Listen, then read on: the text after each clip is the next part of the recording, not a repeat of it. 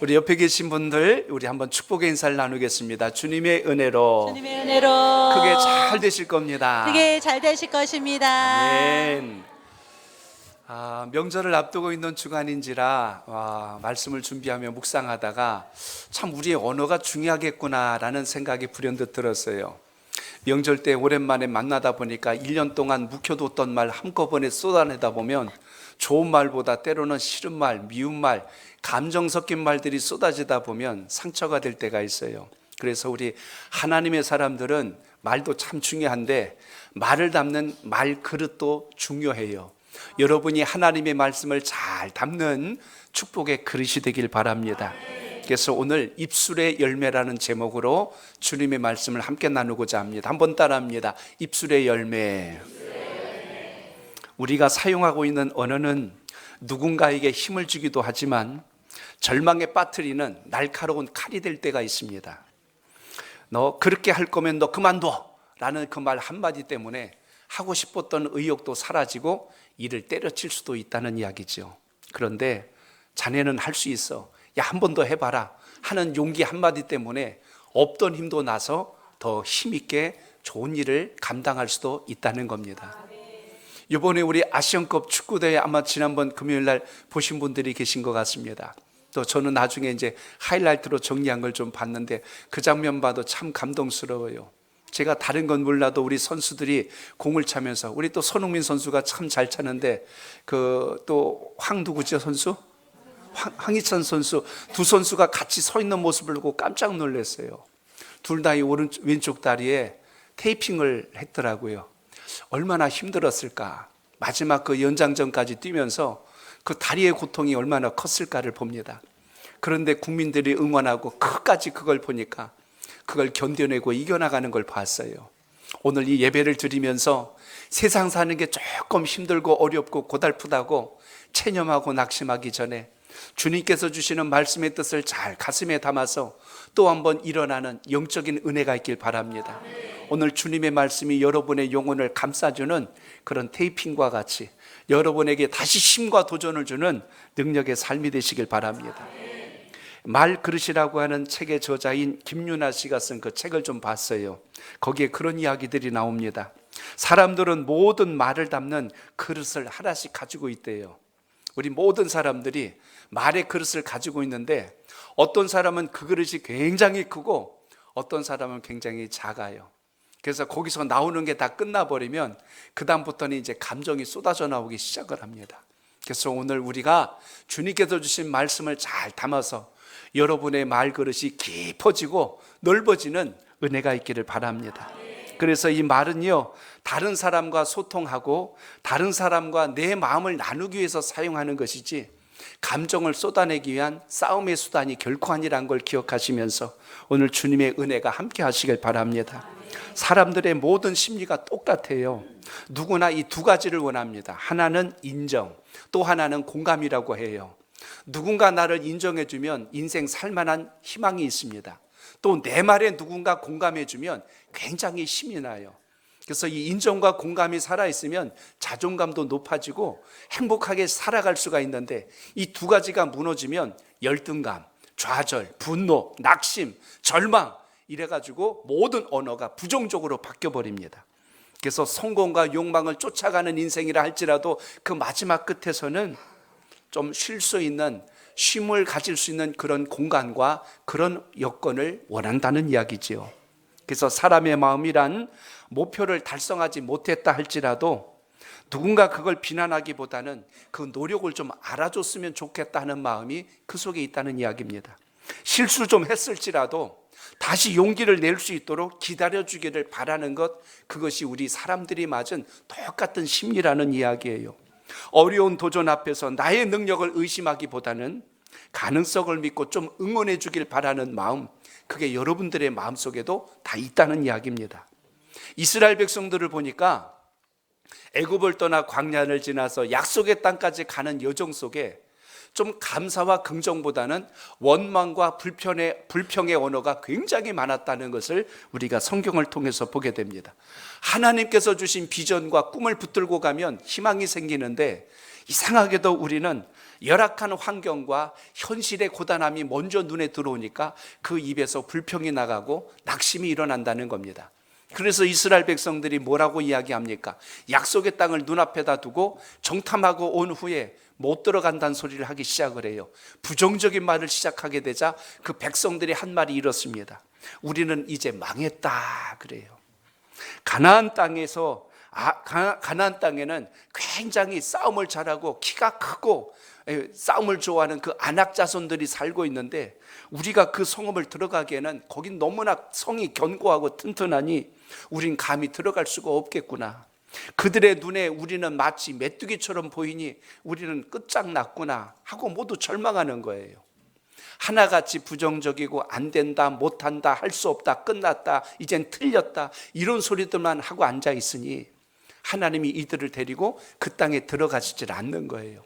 사람이 몸이 들어갔다고 축복의 땅이 되는 게 아니라 그 마음의 그릇이 중요한데 이게 준비가 안 되니까 하나님이 어떻게 하세요? 다시 그들을 광야로 되돌리시는 것을 보게 됩니다. 뭐가 없어질 때까지 부정적인 언어가, 원망하는 언어가, 낙심하는 언어가 없어질 때까지 하나님께서 그 땅에 들어가지 못하게 막으셨다는 이야기입니다. 우리가 이 땅에서 신앙하는 신앙의 원리가 똑같아요.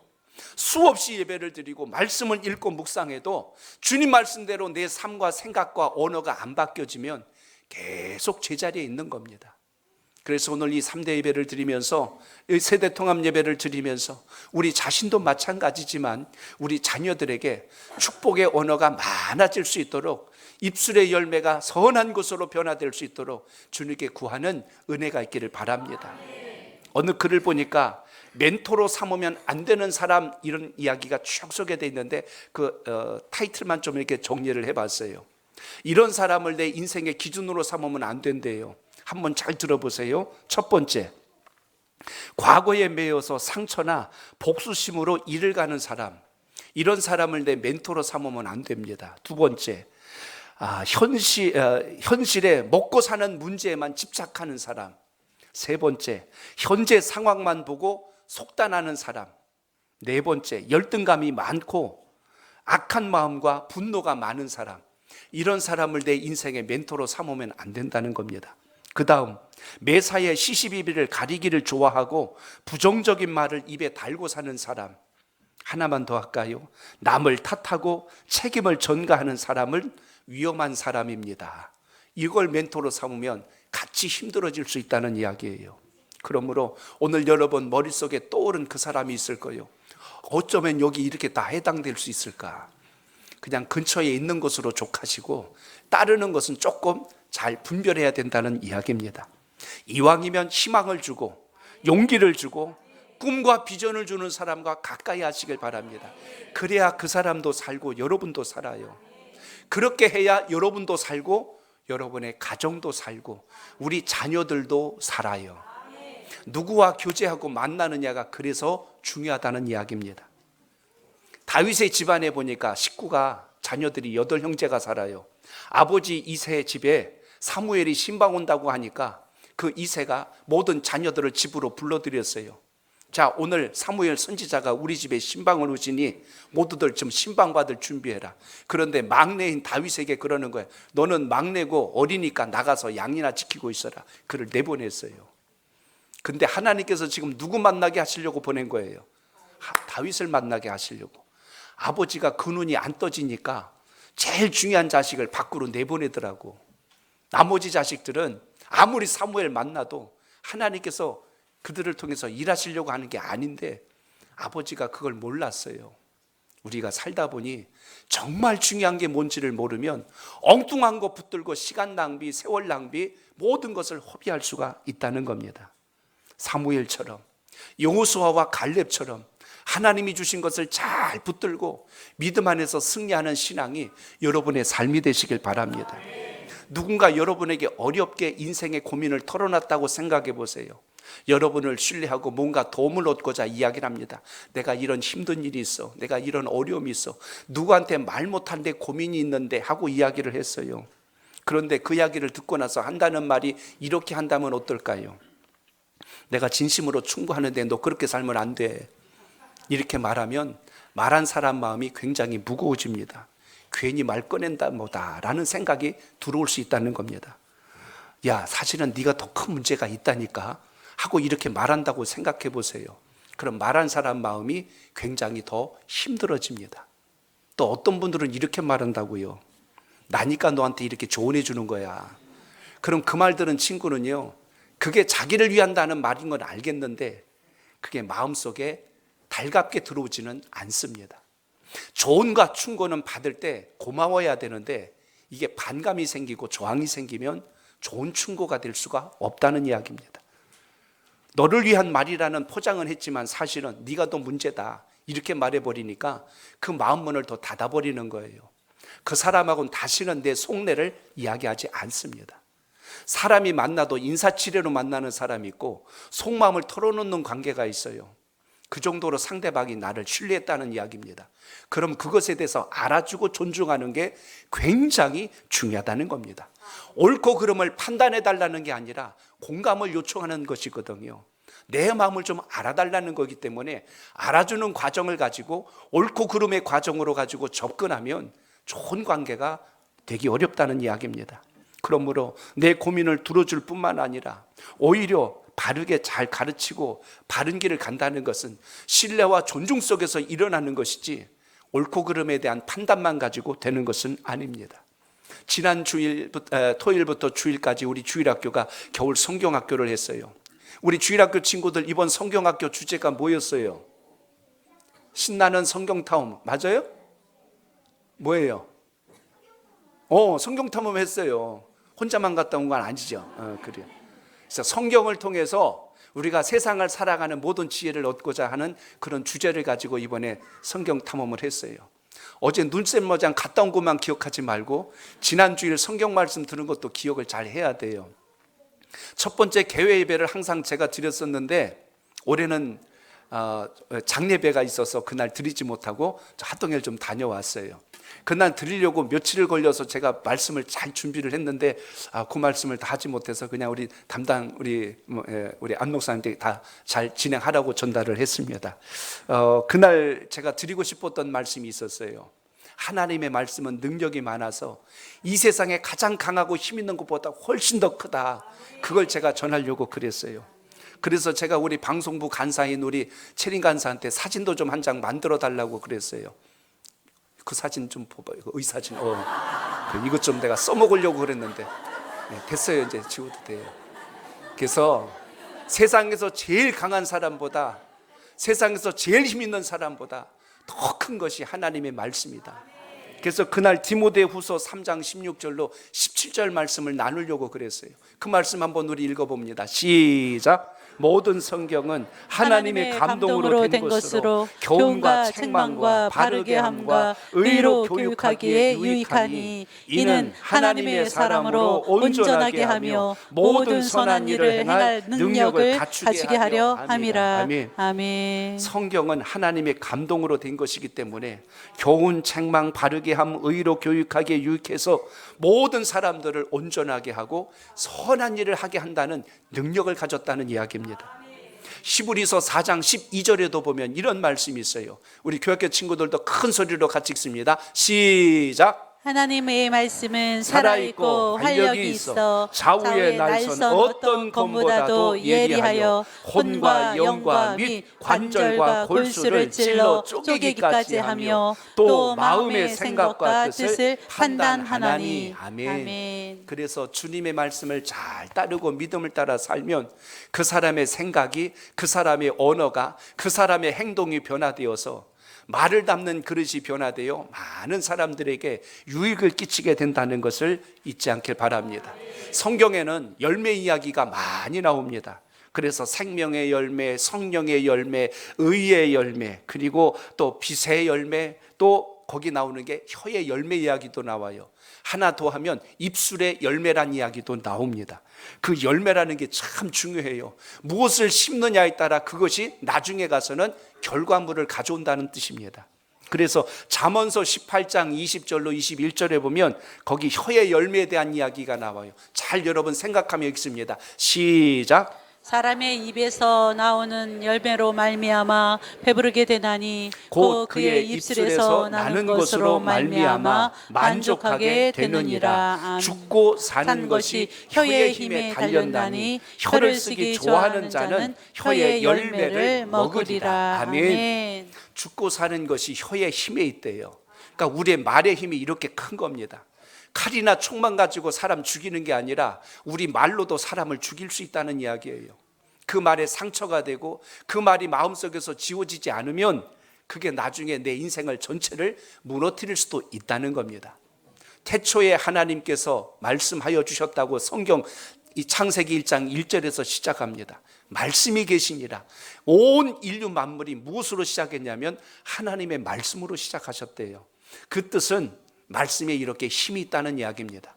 말씀이 내 입에서 나갔다고 없어지는 게 아니라 이게 돌고 돌아서 결국 나에게도 오고 모든 사람들에게 영향을 미치게 되는데, 이왕이면 우리가 쓰는 언어와 우리의 말들이 사람을 살리고 희망을 주는 언어가 많아지길 축복합니다.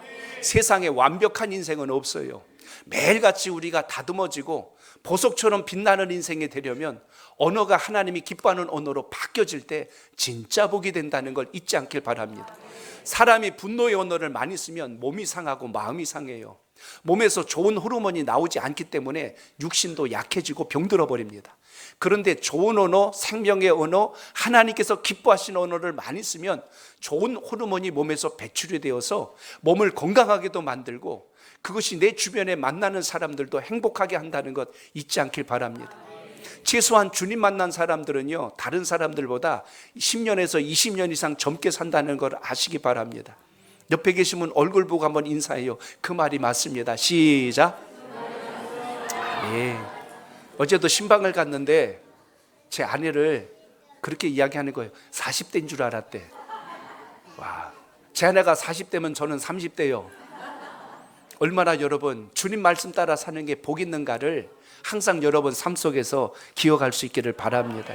그래서 성경 말씀에 보면 혀는 이런 권세도 있지만 또 하나가 있어요. 야고보서 3장 6절 같이 읽어봅니다. 시작. 혀는 곧 불이요 불의의 세계라. 혀는 우리 지체 중에서 온 몸을 더럽히고 삶의 수레바퀴를 불사르나니 그 사르는 것이 지옥불에서 나느니라. 아멘. 아멘. 혀가 뭐라고 하면 불이라고 그랬어요. 모든 걸 다 태워버리고 잿더미로 만들 수 있는 게 혀래요. 우리 입에서 나간 말이 이렇게 권세가 있다고 성경은 우리에게 말씀합니다. 한 군데 더 볼까요? 히브리서 13장 15절 시작. 그러므로 우리는 예수로 말미암아 항상 찬송의 제사를 하나님께 드리자. 이는 그 이름을 증언하는 입술의 열매니라. 아멘. 하나님을 기쁘시게 하는 입술에 열매가 맺는다는 것을 여러분 삶 속에 꼭 기억하시길 바랍니다. 그렇기 때문에 우리의 말과 언어는 살아있다는 거예요. 입에서 나갔다고 끝이 아니라 그게 움직이고 영향을 준다는 것입니다. 직장 생활을 하시는 분들이 들을 때 제일 불편한 말 중에 하나가 뭐냐면, 통계 자료를 봤어요. 이런 말 들을 때 직장 생활하는 분들이 힘들대요. 일을 이렇게밖에 못하나? 몇 번을 말해야 알아듣겠어? 이런 이야기를 자꾸 듣게 되면 직장 생활하기 싫어져요. 때려치고 싶은 거예요. 내 못하겠다, 이런 마음이 드는 겁니다. 부부간에 불편한 말이 있어요. 이런 말 자주 하면 안 좋다는 겁니다. 당신과 결혼한 내가 미쳤지, 이렇게 말하면 자꾸만 살려고 하는 의욕이 떨어져 버려요. 자녀들이 듣는 불편한 말들이 있어요. 많이 있겠지만 통계를 보니까 이런 말입니다. 공부 열심히 하라고 그랬지, 도대체 넌 누굴 닮아서 그러냐. 자꾸 이런 말을 듣게 되면 아이의 정체성이 혼란스러웁니다. 나는 어디서 왔을까? 이런 인생의 고민이 시작되기 시작합니다. 그러므로 여러분, 편하고 가까운 관계일수록 말의 경계선이 무너지면 안 된다는 겁니다. 나와 모르는 사람은요, 어서 개가 짖나 보다 하고 지나가 버리면 돼요. 근데 알고 가까워지고 친분이 있는 사람이 선을 넘기 시작하면 그때부터는 둘의 관계가 불편해집니다. 교회 공동체도 마찬가지예요. 모두가 한 신앙하며 믿음의 공동체 안에 있지만 다 성질이 다르고, 조금 심하게 말하면 성깔이 달라요. 또 자라온 환경도 다르고 또 성품들도 다 다르기 때문에 항상 서로가 존중하고 예의를 갖춰주지 않으면 좋았던 관계가 하루아침에 원수가 될 수가 있습니다. 신앙 안에서 우리가 좀 이해한다고는 하지만 이 불편함이 자꾸 누적되다 보면 나중엔 이게 시험거리가 돼요. 그래서 신앙 안에서는 실수하지 않는 법을 하려면 이것을 우리가 잘 지켜주면 좋을 것 같습니다. 단둘이 같이 있을 때는 편하게 말하세요. 괜찮아요. 뭐 이렇게 평상시 하던 말 해도 좋습니다. 그런데 둘 이상 모인 곳은 교회 공동체는 질서가 있어요. 그래서 그때는 꼭 경어를 사용하시길 바랍니다. 존중해 주는 언어를 하셔야 돼요. 그래야 다른 사람들도 다치지 않아요. 제가 꼭 여러분 신앙하실 때 이거는 좀 우리가 알고 지내는 것이 좋습니다. 친밀도가 깊지 않은데 자꾸 말이 짧아지면 우리의 뇌구조는요, 불쾌감이 누적되면 그 다음부터는 이제 공격적인 성향으로 바뀌어져 버려요. 운전하다가 꼭 그래요. 길 물어볼 때는 아주 정중하게 묻습니다. 여기 옥년동 가려면 선목교회 가려면 어디로 가야 돼요? 그럼 저쪽에 가시면 거기 쌍용 아파트 앞쪽에 선목교회 있습니다. 이렇게 이야기합니다. 근데 운전하다가 서로 불편하게 부딪히면 그때는 뒤가 굉장히 짧아져요. 운전을 그따구로 해! 그래요. 운전을 그렇게 하세요? 이렇게 안 하잖아요. 제가 뭘 잘못했는데요? 이렇게 하지 않고 네가 뭔데 그래? 그러면서 그래요. 언제 봤다고 반말이야? 이렇게 돼요. 바로 이렇게 나갑니다. 이 언어라는 게 사람의 마음을 열어놓을 수도 있고 사람의 마음을 꽉 닫아놓을 수도 있다는 것을 우리가 생각해 봐야 한다는 이야기입니다. 그렇기 때문에 교회 안에서 건강한 질서를 지키고 서로가 행복한 신앙을 하기 위해서는 항상 상대방을 존중하는 그 은혜가 있기를 바랍니다. 그래야 함께 건강하게 가요. 다른 제3자들도 건강하게 갑니다. 하나님 말씀 안에서 믿음을 다시 한번 점검하시고 주의 뜻을 이룰 수 있길 바랍니다. 말의 상처가 깊어지면요, 그 사람하고 같이 있고 싶지 않아요. 말의 상처가 깊어지면 그 사람하고는 대화하고 싶지가 않은 거예요. 두세 마디를 못 넘어갈 때는 이유가 있다는 이야기입니다. 오늘 우리의 신앙과 믿음을 다시 점검하고 하나님께서 기뻐하는 삶이 여러분 속에 있기를 바랍니다. 말한 사람은 금방 있는데 들은 사람은 그게 평생 갈 수가 있거든요. 그래서 그 사람만 떠오르면 밥맛이 없고 그 사람만 생각하면 잠이 안 오는 겁니다. 그래서 여러분의 마음속에 다시 한 번 더 하나님의 은혜로 다듬어지기를 구하는 은혜가 있기를 축복합니다. 어떤 분들은 그래요. 제일 못난 사람인데 목사님 저는 원래 그래요. 원래 그렇단 말은 나는 내 고집대로 살겠다는 겁니다. 그런데 주님 말씀에 비추어 봐서 내가 바뀌어져야 된다는 걸 깨달으면 바뀌는 것이 훨씬 더 복을 담는 그릇이 된다는 걸 잊지 않길 바랍니다. 혹시 지금 여러분 머릿속에 떠오른 사람이 있나요? 한번 쳐다보세요, 그 사람. 근데 우리 마음속에 가져야 될 가장 귀중한 것, 혹시 내가 누군가에게 그런 상처를 주고 있지는 않을까? 혹시 내가 누군가의 마음에 근심은 아닐까? 그런 이런 생각들이 들어온다면 오늘 다시 한 번 더 주님 말씀 통하여 하나님의 은혜를 회복하는 역사가 있기를 바랍니다. 말은 상대방을 통제하거나 지시하기 위하여 있는 것이 아니라 소통과 공감을 위해서 있다는 걸 생각한다면 우리의 언어는 정말 주님께서 기뻐하신 것으로 바뀌어가는 것이 옳다는 것입니다. 한번 저를 따라해 봅니다. 그래 힘들었겠네. 그래 힘들었겠네. 고생했어. 그럴 수도 있겠지. 이런 말 하고 네가 그러니까 그 모양이지 이거하고는 느낌이 완전히 다릅니다.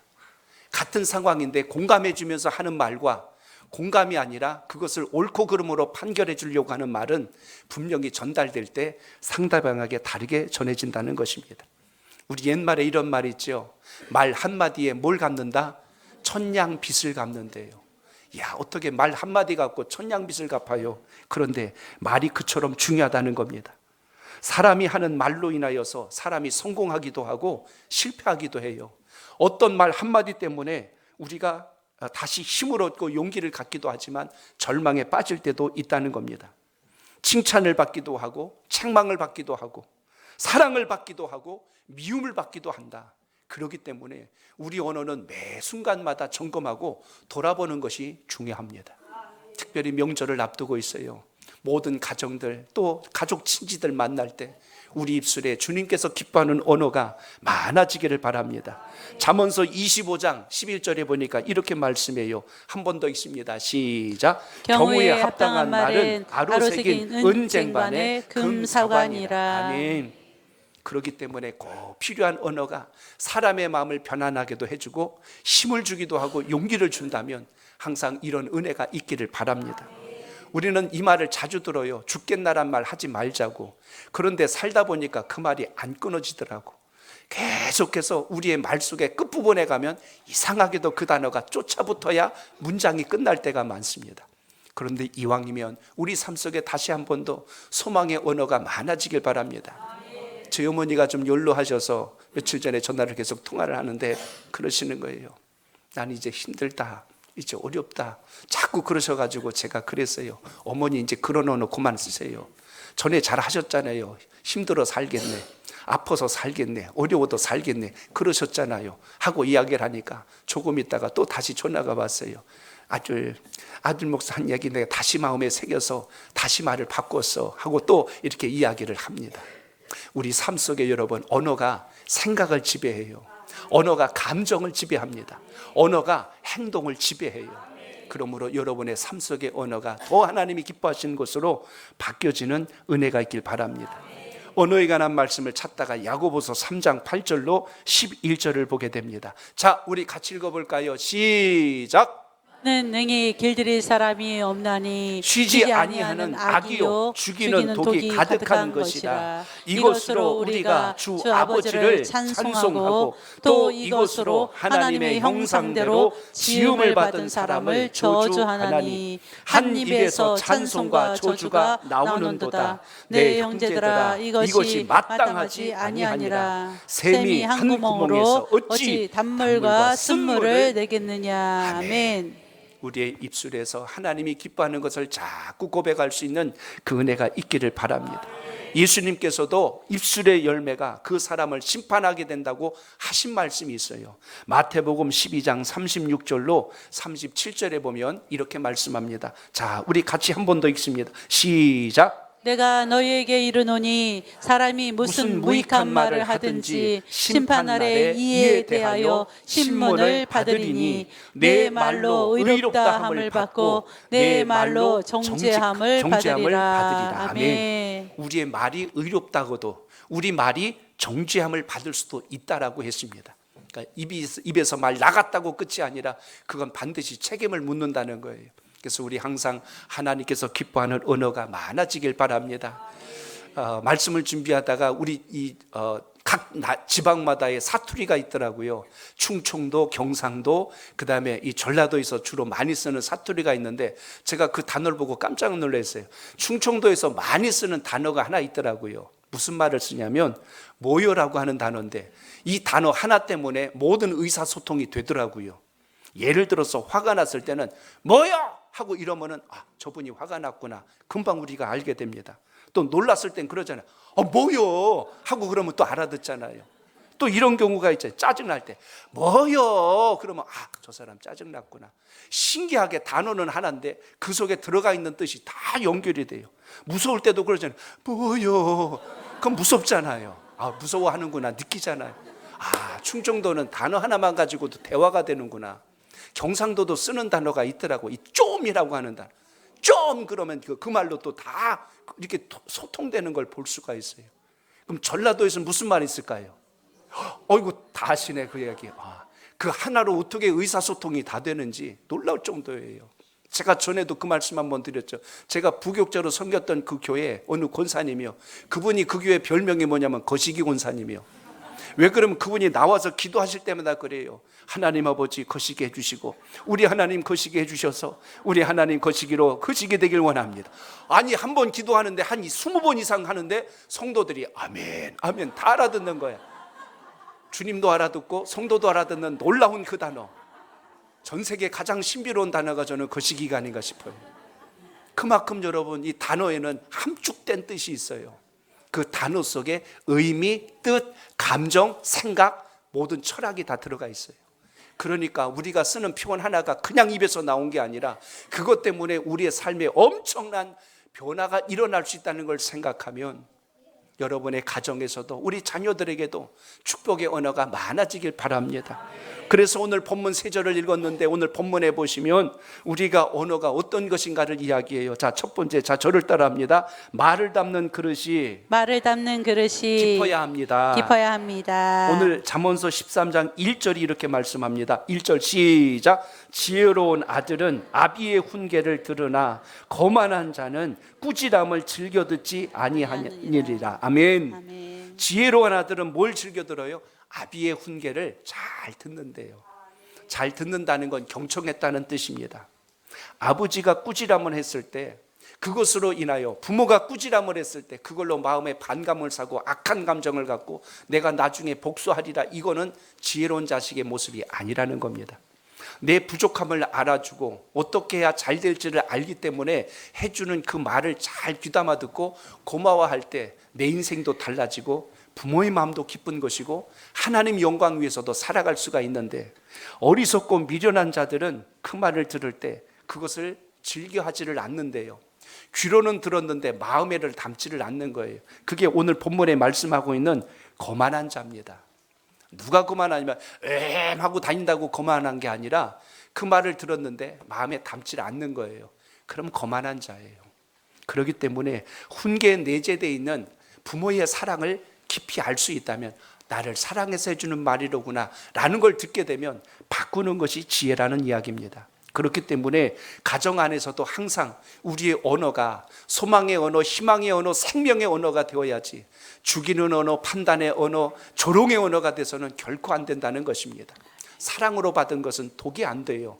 근데 그걸 감정으로 받아버리면 그게 독이 됩니다. 그렇기 때문에 항상 주님의 기뻐하심이 삶 속에 있기를 바랍니다. 아멘. 어제 신방 중에 우리 이경석 집사님 모친 되신 가정에서 어제 신방을 했어요. 우리 손마련 성도님 가정에서 이제 이사도 하시고 이제 첫 신방 예배를 드리게 됐어요. 신방 예배를 다 드리고 나는데 그쪽이 손마련 성도님, 우리 이경석 집사님 어머니가 그렇게 말씀하시는 거예요. 목사님, 제 평생에 저는 우리 며느리가 이렇게 좋은 사람이란 걸 저는 늘 자랑하고 다녀요 하면서 이야기를 하는 거예요. 우리 며느리 같은 사람이 없어요. 그래요. 여기서 며느리는 김경화 집사를 이야기합니다. 우리 며느리 같은 사람이 없어요. 저는 다른 사람 말은 안 들어도 우리 며느리 말은 들어요 하는 이야기를 들었습니다. 참 저는 이런 칭찬하는 걸 좀 보기 드물게 봤어요. 너무 놀랍게 칭찬을 하는 거예요. 근데 왜 그런가를 이야기를 듣다 보니까 알게 된 거예요. 김경아 집사님이 예배 마치고 집에 가시고 가족을 만나면 늘 이야기하는 거예요. 우리 교회 자랑을 하는 거예요. 목사님 말씀 참 은혜롭고요, 우리 성도들 얼마나 좋은지 몰라요. 교회를 자랑하고 목사님을 자랑하고 사모님을 자랑하고 우리 교회 성도들을 자랑하니까 한번 가볼까 이렇게 되신 거예요. 그래서 교회를 같이 오셔서 예배 드리시고 은혜를 받으시고 이제 함께 신앙을 하시게 됐어요. 그러니까 저는 참 시작이 중요하구나라는 것을 다시 한 번 더 보게 됩니다. 어제 신방 중에 시편 1편 말씀을 나눴는데 신방 다 마치고 나서 우리 사모님이 그런 이야기를 했어요. 새가족 교육 때 나눈 이야기를 해주는 거예요. 그래서 이런 이야기, 아마 새가족 교육 받으신 분들은 다 이야기 들으셨을 겁니다. 여러분 자녀 망치고 싶습니까?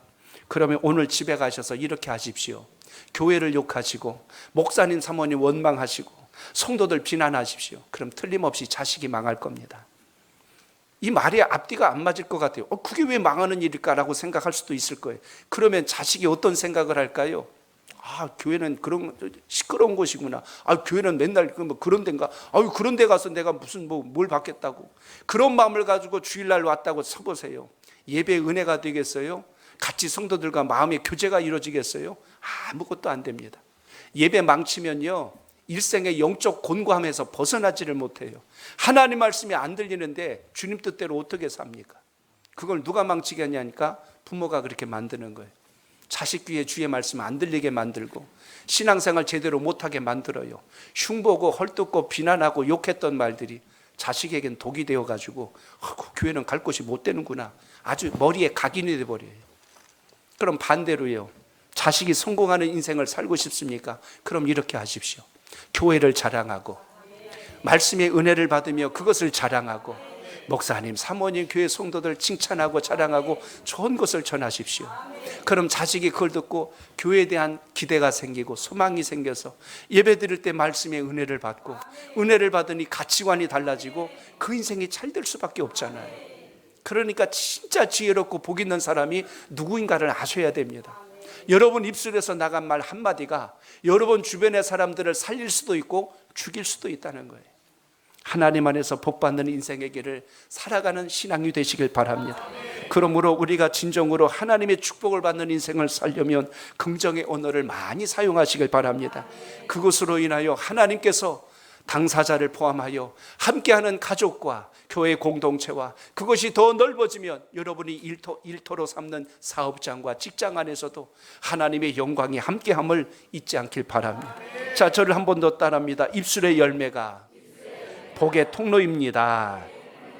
오늘 2절에 보시면 이런 말씀이 있어요. 2절 봅니다. 시작. 사람은 입의 열매로 인하여 복록을 누리거니와 마음이 괴사한 자는 강포를 당하느니라. 아멘.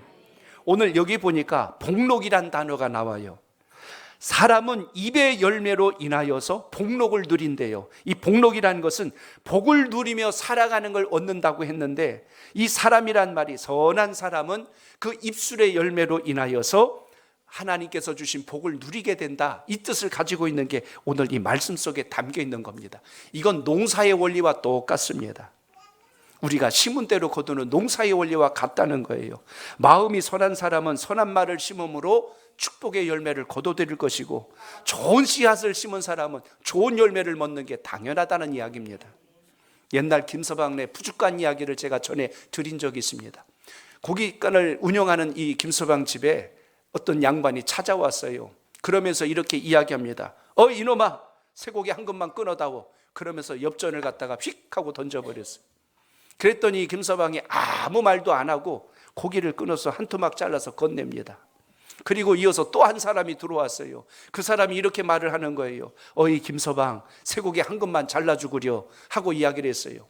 그런데 고기를 잘라주는데요, 앞에서 이야기했던 그 양반보다 훨씬 더 크게 잘라서 주는 거예요. 그러니까 눈으로만 봐도 벌써 크기가 다르니까 똑같이 한 건인데 기분이 굉장히 안 좋잖아요. 그래서 그 양반이 그 김서방에게 이야기합니다. 야 이놈아, 똑같이 한 건인데 왜 크기가 이렇게 다르냐 하고 이야기를 하자. 그 김서방이 이야기를 합니다. 그건 아닙지요. 그건 이놈이 준 거고 이건 김서방이 끊어준 건데 어떻게 같을 수 있겠습니까? 하고 이야기를 하더래요. 그놈과 김서방은 다른 거예요. 우리 인생도 똑같습니다. 늘 만난다고 가깝다고 경우 없이 함부로 하는 우리의 말들이 언젠가는 독이 되고 언젠가는 상처가 되고 언젠가는 큰 시험거리가 돼요. 항상 여러분의 입술이 축복의 언어가 되시길 바랍니다. 오늘 2절에 보니까 마음이 괴사한 사람이라고 했는데 이 괴사란 단어의 원뜻은 그래요. 간사하게 남을 속이는 말을 이야기합니다. 간사하게 남을 속이는 말. 내가 저 사람을 속여서 이득을 취한 것 같은데 나중에 가서는 본인이 그로 인하여 더 큰 낭패와 어려움을 겪는다고 말씀합니다. 그렇기 때문에 우리는 항상 부메랑의 원리를 잊으면 안 돼요. 우리 청량산에 올라가서 야호 해보셨죠? 그래요. 반대쪽에서 뭐라고 들려요? 호야라고 그러던가요? 야호라고 그래요. 똑같은 거예요. 우리의 삶에서 입에 나간 건 그대로 돌아온다는 뜻입니다. 에스더서를 보면 그 에스더를 양녀로 삼았던 그의 작은아버지 모르드게 이야기가 나옵니다. 그를 양녀로 삼아서 하나님 말씀대로 잘 양육했더니 그 아수르 왕이 그를 나중에 왕비로 삼는 거예요. 근데 이 모르드게가 하나님 중심적으로 살던 사람인지라 그때 당시 하만이라고 하는 군장관이 있는데 그의 눈에 가시와 같은 거예요. 자기한테 고분고분하지 않으니까 괘씸하게 여기고 너 유대인이지, 내가 너희를 포함하여 유대인 모두를 그냥 두지 않을 거다. 다 죽이려고 나를 잡아버렸어요. 그리고 모르드게를 장대에다 매달아서 죽이려고 그랬어요. 에스더가 금식하며 기도하며 하나님의 뜻을 구합니다. 나중에 아수르 왕 앞에서 간청하게 되죠. 왕이 그럽니다. 내가 너에게 뭘 해주면 좋을꼬? 나라의 반을 달래도 내가 너에게 주리라. 그런데 에스더가 바로 그것을 이야기하지 않아요. 내일 한 번 더 잔치에 참여해 주소서 하고 또 한 번 잔치에 초청을 한 후에 그리고 나서 왕이 또 이야기합니다. 내 마음이 너무 좋으니 원하는 걸 내가 다 들어주리라. 그랬더니 에스더가 그때 이야기하잖아요. 사실은 저 하만이라고 하는 장군이 우리 유대인들을, 저도 유대인인데 우리를 다 죽이려고 합니다. 왕이 발칵 화가 났죠. 분노가, 감히 누가 이 왕후를 포함한 유대인들을 죽이려고 한단 말이냐. 저 하만입니다. 결국 모르드게를 죽이려고 장대를 세워놨던 그 하만이 자기가 만들어 놓은 곳에 목이 매달려서 그가 죽고 말아버립니다. 사람이 악을 품고 독을 품으면 돌고 돌아서 그게 본인에게 온다는 걸 몰라요. 여러분, 항상 우리의 언어가 축복의 언어가 많아지길 바랍니다. 살다 보면 우리도 욕할 때 있고 분노할 때 있고 혈기 부를 때 있어요. 그러나 그 횟수는 자꾸 줄어야 하고 하나님이 기뻐하는 언어가 많아지는 은혜가 있기를 바랍니다. 그래서 오늘 한 가지를 더 말씀드립니다. 저를 따라합니다. 지혜로운 자는 자신의 입술을 굳게 지킵니다. 자신의 입술을 굳게 지킵니다. 자, 3절을 읽습니다. 시작. 입을 지키는 자는 자기의 생명을 보존하나 입술을 크게 벌리는 자에게는 멸망이 오느니라. 아멘. 주석가 매튜 헨리는 이런 이야기를 해요. 입술을 지키는 것은 영혼을 지키는 것이다 라고 그랬어요. 내 영혼을 지키는 방법은 입술에 달려있다는 뜻입니다. 그렇기 때문에 우리의 혀를 통해서 나가는 말이 살리는 언어, 희망의 언어, 소망의 언어가 될 수 있도록 오늘도 이 귀한 예배를 통해서 마음속에 담는 은혜가 있길 바랍니다. 여러분, 시편 141편 3절을 보세요. 거기 시편 기자의 고백이 담겨 있어요. 시작. 여호와여, 내 입에 파수꾼을 세우시고 내 입술의 문을 지키소서. 아멘. 내 입술에 파수꾼을 세워서 내가 하는 말이 옳은 것이, 주님께서 기뻐하는 것이, 바른 것이 나갈 수 있도록 지켜주소서. 항상 우리의 마음속에 이런 고백이 함께 하시길 바랍니다. 말 한마디가 그래서 힘이 있대요. 절망에 빠진 이에겐 희망을 주기도 하고 슬퍼하는 사람에겐 위로가 될 때가 있습니다. 힘든 사람에겐 격려가 되고요, 상처받은 사람에겐 치유의 역사가 일어납니다. 그런데 말 한마디가 위험하기도 해요. 절망에 빠뜨릴 수도 있고 슬픔을 줄 때도 있고 비난으로 인하여서 상처를 깊게 받을 수도 있다는 것입니다. 옛말에 이런 말 있죠. 입술에 30초가 가슴에 30년이 된다. 입에서 나간 30초의 짧은 말 한마디가 누군가에게는 30년 평생토록 고통으로 안고 갈 수 있다는 것입니다. 우리의 삶이 주님께서 기뻐하는 모습으로 거듭나는 은혜가 있기를 바랍니다. 말그지란 책에 나오는 한 이야기를 소개합니다. 거기에 그 저자가 한 번은 도자기 공방을 갔어요. 도자기 흙으로 막 이렇게 빚는 거 여러분 보셨을 겁니다. 흙을 막 돌리면서 그릇을 만들어내는데 그 그릇을 만들다 보니까 거기 조그만 틈이 생기기도 하고 구멍이 생기기도 해요. 조그만 갈라짐이 있는데 그거 무시하고 다 만든 다음에 그 불 속에다가 그걸 집어넣어서 굽게 되면요, 나중에 거기가 깨지거나 모양이 뒤틀어지는 일이 생긴다는 걸 보았어요. 그리고 나서 생각했대요. 아, 그렇구나.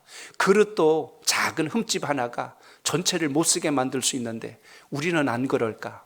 우리가 하나님의 은혜로 말씀을 담은 인생인데 우리 삶 속에 금이가 있고 구멍이 뚫려 있고 작은 흠집이 나 있는데 나중에 그거 하나 때문에 내 인생 전체가 무너질 수도 있구나라는 것을 느꼈다고 그래서 기록합니다. 똑같아요. 오늘 예배로 끝나지 마시고 오늘 이 말씀이 여러분 마음에 잘 새겨지길 축복합니다. 이제 말씀의 결론을 맺습니다. 오늘 말씀을 통하여 제가 4가지를 실천사항을 드리려고 그래요. 오늘부터 그동안 해오셨겠지만 다시 한 번 더 이렇게 한번 우리 살아보면 좋겠습니다. 자, 저를 따라합니다. 긍정의 말을 해야 합니다. 긍정의 말을 해야 합니다. 우리는 본래 죄인된 습성이 많아서 긍정의 언어보다 부정의 언어가 훨씬 더 많아요. 그런데 은혜가 들어가고 말씀이 들어가고 말씀으로 훈련을 자꾸 받으면 언어가 바뀌어져요. 그래서 여러분 긍정의 언어가 많아지길 바랍니다. 한번 따라합니다. 할 수 있습니다. 할 수 있습니다. 하면 됩니다. 하면 됩니다. 괜찮습니다. 괜찮습니다. 다시 해보겠습니다. 다시 해보겠습니다. 잘 될 겁니다. 잘 될 겁니다. 그래요. 이런 언어를 하면 희망이 생겨요. 용기가 생겨요. 네가 뭘 한다고 그래 자꾸 이렇게 했으면 결국에 가서는 그 인생길이 갈수록 닫혀지고 자존감도 떨어져 버립니다. 우리 자녀들에게 가능성을 칭찬하고 할 수 있는 일을 축복해 주시고 항상 이렇게 가다듬어 줄 수 있기를 바랍니다. 그리고 한 번 더 따라합니다. 감사의 말을 해야 합니다. 감사의 말을 해야 그래요. 합니다. 원망의 언어보다 감사의 언어를 많이 사용하세요. 오늘 하루 여러분이 쓰는 단어를 한번 쭉 정리해 보세요. 감사의 언어가 많은지 원망의 언어가 많은지. 그래서 감사의 언어는 하나님을 향하게 합니다. 원망의 언어는 내 마음을 어둡게 하고 절망에 빠뜨린다는 걸 우리가 기억하셔야 돼요. 제가 욥기서를 보니까 욥이요 최악의 상황 속에서도 감사의 언어를 잃지 않더라고요. 욥기서 1장 21절로 22절 우리 같이 읽어보겠습니다. 시작. 이르되 내가 모태에서 알몸으로 나와 싸운지 또한 알몸이 그리로 돌아가올지라 주신 이도 여호와시요 거두신 이도 여호와시오니 여호와의 이름이 찬송을 받으실지니이다 하고 이 모든 일에 욥이 범죄하지 아니하고 하나님을 향하여 원망하지 아니하니라. 아멘. 욥이 당한 고난과 어려움을 여러분 아실 거예요. 재산 다 날렸죠. 노예들 다 같이 일한 종들 다 죽었죠. 자식들 다 죽었죠. 몸에는 막 큰 병이 나서 기와로 긁을 정도로 심각하죠. 그럼에도 불구하고 욥이 하나님을 향하여 원망하지 않았대요. 여러분 우리가 욥과 똑같을 수는 없어요. 그러나 하나님 우리의 마음속에 감사의 언어가 많아지게 하옵소서. 오늘 이렇게 고백하면서 오늘도 여러분의 삶 속에 있기를 바랍니다. 감사합니다. 감사합니다. 오늘 하루 여러분 만나는 분들과 여러분 스스로 생각할 때에 감사가 많아지길 바랍니다. 어제 주일학교 친구들 눈썰매장 갈 때 제가 그런 이야기 했어요. 기억날 거예요. 제가 3가지 감사하다고 그랬죠. 첫 번째 뭐 감사해요? 기억하네요. 우리 고경란 어린이가 잘 알고 있어요. 우리 권사님이. 우리 친구들한테 제가 그랬어요. 오늘 덥지 않아서 감사하다 그랬어요. 더우면 썰매 타다가 땀 나니까 안 되잖아요. 안 더우니까 감사하다. 제가 2번째 감사하다고 그랬어요. 뭐예요? 춥지 않아서 감사하다. 추우면 썰매 타고 싶어도 추워서 탈 마음이 안 생기는데 춥지 않아서 감사하다. 3번째 뭐 때문에 감사해요? 그렇지. 비 안 와서 감사하다. 비 다 와버리면 아무리 눈썰매장 좋아도 못한다. 그래서 감사하게 다치지 말고 잘 다녀오라고 축복기도 했습니다. 아무것도 아닌 것 같은데 가만히 듣고 보면 또 맞잖아요. 오늘 하루를 살아도 그래요. 오늘 하루 여러분 삶 속에 감사한 일들이 많아지는 은혜가 있기를 축복합니다. 좋은 것을 바라보세요. 힘들지 않은 사람 없고 어렵지 않은 사람 없어요. 그런데 뭘 보느냐에 따라 인생이 달라집니다.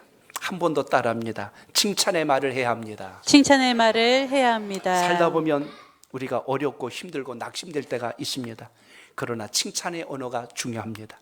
그래서 잠언서 27장 1절 같이 읽어봅니다. 시작. 너는 내일 일을 자랑하지 말라. 하루 동안에 무슨 일이 일어날는지 내가 알 수 없음이니라. 아멘. 오늘 하루 우리에게 어떤 일이 날지 몰라요. 매 순간마다 감사하는 신앙과 믿음이 여러분 삶 속에 있기를 바랍니다. 회사 다니는 게 힘들어서 고민하는 사람이 상담을 요청했어요. 회사 다니는 게 너무 힘들어. 내 적성에 맞지도 않는 것 같아. 그만두고 싶어. 그럼 여기에 대한 답이 뭘까요? 거기에 대한 답은 너무 많아요. 그 답을 정리한 걸 봤는데 제일 많이 나온 게 그거예요. 배부른 소리하고 자빠졌네. 그거예요. 2번째 많이 나온 말. 쓸데없는 소리 하지 마. 3년만 버텨. 내 말 잘 들어. 너 후회 안 할 거야. 하고 이렇게 이야기합니다. 3번째, 더 이상 그런 말은 내 앞에서 하지도 마. 이런 게 있어요. 근데 그 뒤에 붙은 말이 있어요. 이렇게 이야기합니다. 그래, 적성에 맞지 않아서 얼마나 힘드냐. 같이 기도해 줄게. 너 하고 싶은 일이 뭐니? 이렇게 하면 상황이 달라집니다. 그럼 본인이 뭘 하고 싶은지를 이야기하기 시작을 해요. 아, 내 말을 들어주고 있구나. 공감해 주고 있구나. 나 사실 이런 일이 하고 싶었는데 막 주저리 이야기해요. 한참 하다 보니까 그러기 위해선 지금 내가 하는 일에 열심을 다해야 되겠구나라는 생각이 들어. 그럼 마지막에 어떻게 결론이 떨어질까요? 생각해 보니까 내가 오늘 좀 더 열심히 해야 될 것 같아.